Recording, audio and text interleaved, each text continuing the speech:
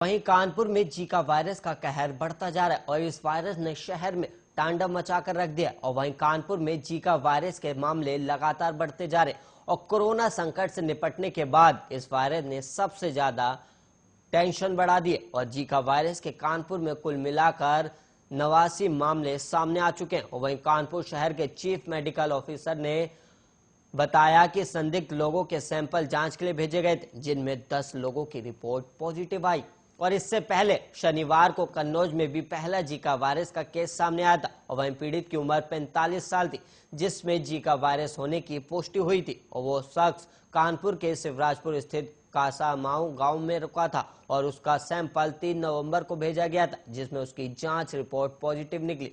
और Zika virus के लक्षणों की बात की जाए तो वैसे इस के लक्षण डेंगू जैसे ही होते हैं, जैसे बुखार आना, शरीर पर चकत्ते पड़ना और जोड़ों में दर्द होना। और जीका वायरस मच्छर के कारण फैलता है और ये वायरस एडीजे इजिप्ट प्रजाति के मच्छर के काटने से होता है। और वहीं विश्व स्वास्थ्य संगठन के अनुसार मच्छर ज्यादातर दिन में काटते हैं और ये वही मच्छर हैं जो डेंगू चिकनगुनिया फैलाते हैं। और अधिकतर लोगों के बीच जीका वायरस का संक्रमण कोई गंभीर समस्या नहीं है, लेकिन ये गर्भवती महिलाओं के लिए और खासतौर से भ्रूण के लिए बेहद खतरनाक हो सकता है।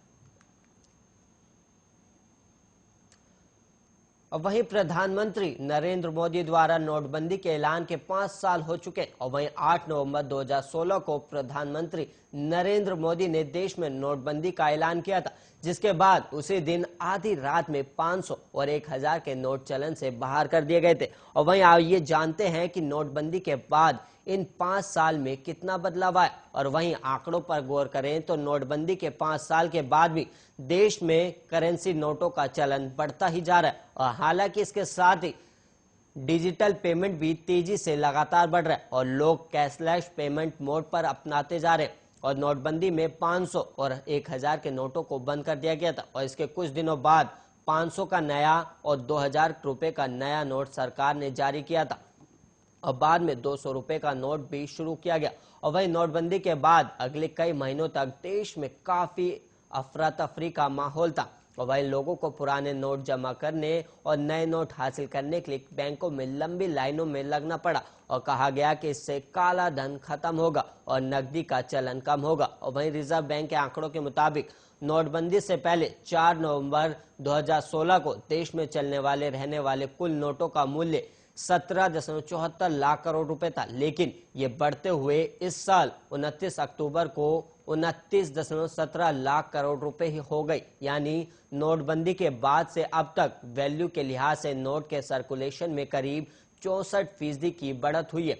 और पिछले एक साल में तुलना करें तो 30 अक्टूबर 2020 को सर्कुलेशन में रहने वाले नोटों का मूल्य 26.88 लाख करोड़ रुपए था। यानी कोरोना काल में पिछले एक साल में नोटों का सर्कुलेशन करीब 8.5% बढ़ गया। और वहीं 31 मार्च 2021 तक के आंकड़ों के मुताबिक देश में सर्कुलेशन में रहने वाले कुल बैंक नोट के वैल्यू का 85.7% हिस्सा 500 रुपए और 2000 रुपए के बैंक नोट का है। हालांकि ये भी सच है कि 2019 से 20 और 2020 से 21 के दौरान 2000 के नए नोट नहीं छापे गए और इस दौरान देश में डिजिटल ट्रांजैक्शन में भी बढ़त हुई है और credit, debit card, net banking, unified payment interface सभी तरीकों से डिजिटल पेमेंट बढ़ा है। और वहीं यूपीआई की शुरुआत भी साल 2016 में हुई थी और अक्टूबर 2021 में इससे करीब 7.71 लाख करोड़ रुपए मूल्य का लेन देन हुआ और इसी महीने संख्या में देखें तो कुल 421 करोड़ लेन देन हुए हैं।